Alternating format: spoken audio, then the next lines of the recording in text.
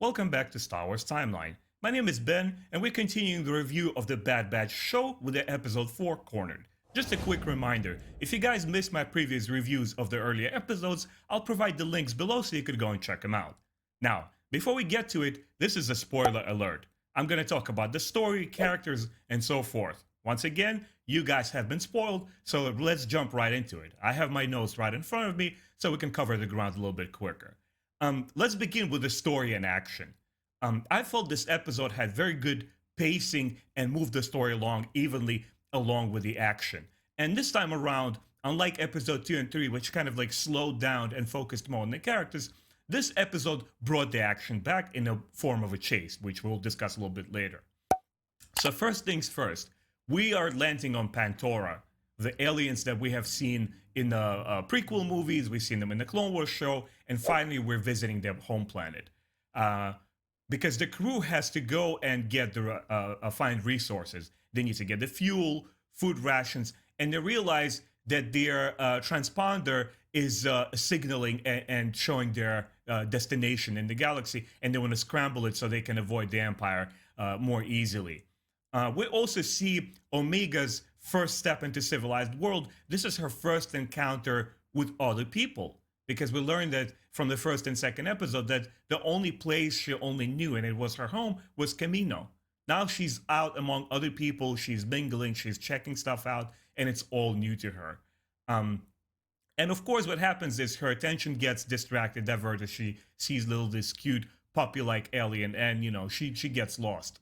And what's interesting in this episode, we start delving more into her naivete and how she needs to sort out her trusting issues and begin to understand that this galaxy is a dangerous place. And, she should listen to her elders, the Bad Batch team and the Hunter and everyone else, and not get distracted so easily next time. What I found particularly interesting throughout the episode, that the camera focused a lot on Omega. And we kind of experienced this new place, Pandora, from her point of view. And I think this is to illustrate that she's really the heart and soul of the show. And I mean, it's nice to have the clones, they're this military type, but we have seen that before. And what only adds to all the characters and makes the show more exciting, it's their objective is this little girls that they have to protect. Finally, we also see the grand entrance of the female assassin Fennec Shand, played by Ming-Na Wen. And I felt it was quite well done and really wonderful. For those of you guys who don't know, she's the bounty hunter and assassin that we first encountered in the Mandalorian live action show.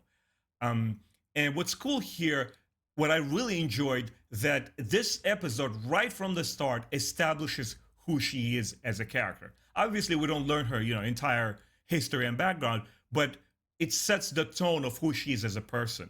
First she meets Omega, and who's clearly her target, and she's like being very coy and manipulative, and she tells the girl, "Oh, come with me. I'm here to help and find your friends." But later on in the episode, when all the hell breaks loose and we're into the action, we realize that she will stop at nothing. She will kill the police officers or whoever's in her way to get a hold of this girl. She's not a good guy in any capacity. And it remains to be seen who her employer is and what is the whole thing with Omega, why she needs to get brought back or delivered someplace else. Now, as we get further into the episode, the action opens up and we have a great chase that follows it up. But first, Hunter, who is on the Omega's trail, he finds her first, and he tells her to step away from the bounty hunter. There's a really cool moment of a melee combat. We're back to it. And it kind of like reminded me a little bit of the Winter Soldier's amazing knife fight. So I felt that was really well done. And we'll also see that obviously being a clone, he's much more powerful physically than this bounty hunter, but she's able to outsmart him and kind of disable him because she has her helmet on. So we understand that she's very, very crafty and conniving, and she can take care of herself. Next, the chase goes on, and I'm reminded of this scene from the Attack of the Clones, the second episode, where Obi-Wan and Anakin are after Padme's assassin. There's a really cool chase scene, especially after Hunter is able to secure the hover bike, and there's a cool shootout. And in the midst of it all, it's nice to see that Omega is not entirely helpless. Yes, she's a child, and she's being abducted by this bounty hunter. But when she sees an opportunity, she actually helps Hunter and it distracts the bounty hunter by pulling that lever, and Fennec, is kicked off from the vehicle, and that's how Hunter is able to pick her up. So I felt that was really cool, and it builds Omega's character, and it's at the same time endearing because she's naive, but also that she can handle herself. I really enjoyed that, unlike the Phantom Menace Anakin, which I felt was the biggest drawback of that episode, was that Anakin was really too much young to take care of himself. Yes, he has that little shootout with his jet fighter at the end where he disables the droid ship, but I felt it was more of like dumb luck, really. Omega here is very determined in helping Hunter, so I felt there was a clear distinction that I wanted to make. Um, Also, when we're down in the sewerage, Omega descends there, and they're able to track the girl and say, "Oh, now she's in the sewerage. Go find her." And it was really cool to see that Wrecker was the first one to find her. He's like into his fatherly role. He really wants to take care of the girl. And this is one moment where it didn't quite connect with me, where Fennec, being assassin that she is, it kind of gave me an impression she's more of a ranged attacker, that she relies on guns. And if she were to defeat Wrecker and get past him, there would be some kind of like, once again, conniving or scheming kind of thing that she does, and she outsmarts him. No, she just straight up goes face to face with him, and she physically dismantles him, which I felt it was a little bit out of the character. If we understand that she's resourceful and she has skills, but we're talking about Wrecker here. You don't want to go with this guy hand to hand, because he may not be the brightest guy over here, but he's clearly an elite soldier physically, and you don't want to tangle with him. And the last thing I wanted to mention in terms of the story was Tech and his whole little droid shenanigans. So the team needs money. They need some kind of funds. And to disguise themselves, Tech puts on this little helmet. And as they get to the traders and they try to get some cash, they pose him as a droid and sell him off. And I felt that particular scene was both very funny and interesting, and very in tradition of Star Wars, especially when he interacts with all the droids and recruits them to bring him back and do repairs on their ship. But at the same time, it felt a little bit tragic. And I think it was very, very conscious of the show to do that, because we see his hand appendage. Obviously, he lost his hand in war. And it's almost like comparing him to a machine. Is he really just a killing machine, a soldier, of war? Or he's something more to it? And obviously we'll learn that he is, because he uses his personality and bring all those joys. So I felt that was really cool and interesting. Now, to talk a little about the visuals and the look of this particular episode, I felt landing on Pantora and seeing the bustling spaceport with all the neon lights, and reminded me a lot of the Coruscant's Underground, again from the episode 2. And I felt it was a conscious choice to bring this show in line with the prequels and kind of cater to the fans who like those movies, because I felt Attack of the Clones visually was stunning. And it was really interesting to see that chase scene with Obi-Wan and Anakin going through the depth of the Coruscant and see all the neon lights. And remember, guys, when he gets to that cantina, I felt it was visually stunning, and this show repeats the same magic here. Once again, I wanted to repeat that the lighting work and the amount of details in the backgrounds and all the pedestrians walking by, it's absolutely staggering. It's cinematic. I mean, this is like a CGI feature film quality animation. I was completely blown away by it. Also, what's really cool, once again, the show wants to cater to its audience, and it bring back the original Star Wars trilogy fans into the fold by bringing back some of the traditional alien species. We see the Sullustan, who is there in the beginning to take care of their ship, and he's asking for a bribe. We see a Godel, who is like passing by, the horned creature. We see a Gran, who tries to negotiate the prices with them, and he's actually the one who purchases Tech. So that was also visually interesting for me, for a kid who remembers the original cantina scene from the episode 4. I was like, oh my God, back to Star Wars. It gives you happy feelings, and you kind of reminisce on the original trilogy. And the last thing I wanted to mention is the filming techniques. Even though it's a CGI show, they're using things here from traditional film storytelling by using that blur technique.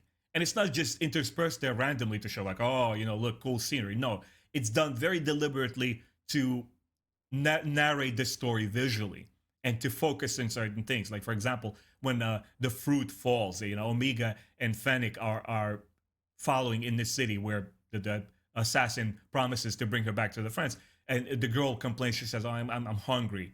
And, they stumble this little merchant and the fruits fall down. And when you see the thing fall down, the camera kind of focuses and then the rest of the background blurs out. I felt that was really interesting, really ingenious. And it's a pleasure to see how the animators and creators of the show are pushing the envelope each and every time.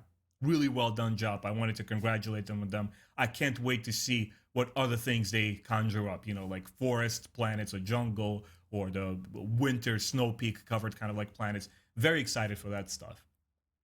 And last but not least, to close down this video, I wanted to talk about the future. What will next episodes bring and what are my expectations and hopes.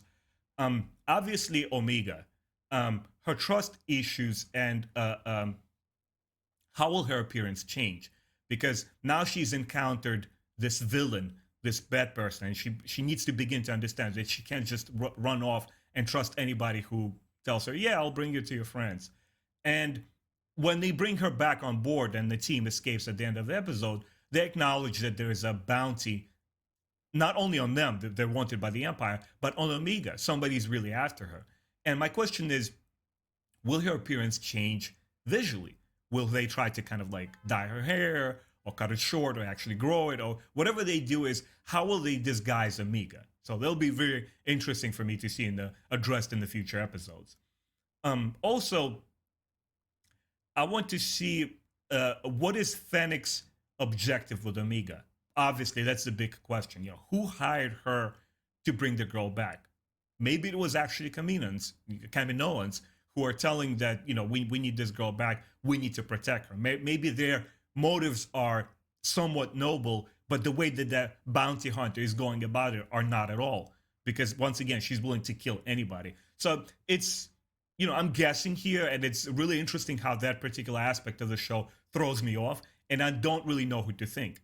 Is it Emperor Palpatine, who is gathering all the Force-sensitive children, as some of the fans who are have watched Clone Wars show will understand that as well, where there was an episode where Palpatine hires a bounty hunter, Cad Bane, to get a holocron with the list of all the Force-sensitive children. It may be the Emperor, who is obviously behind the Kaminoan clone program. He knows what she's all about, and maybe he wants her as well. Remains to be seen. And last but not least, it's the team's new tactics and how they will adapt in this new world, because they understand that they cannot rely on anyone but themselves. Will they try to settle down, go to some kind of like off-world planet, off the beaten path that nobody can find them, or will they keep traveling and bouncing back until maybe they found the rebellion? So these are my thoughts for this episode. I felt it was really wonderful. Again, 4 out of 4 score from me. I think this show keeps surprising us, and if it's not an episode about action, they give us really decent story to follow, and so far I haven't seen any fillers. The only thing that rubbed me the wrong way a little bit was Fennec's interaction with Wrecker, who I'm like, no, you don't go versus this dude physically. So it took me out of a little bit, but it's really a small nitpick. Anyway, I would love to hear your thoughts, guys. What did you think about this episode, and what are you looking for in the future? Once again, thank you so much for your time and watching my videos. I hope you come back and like and subscribe my channel, and I will see you next time.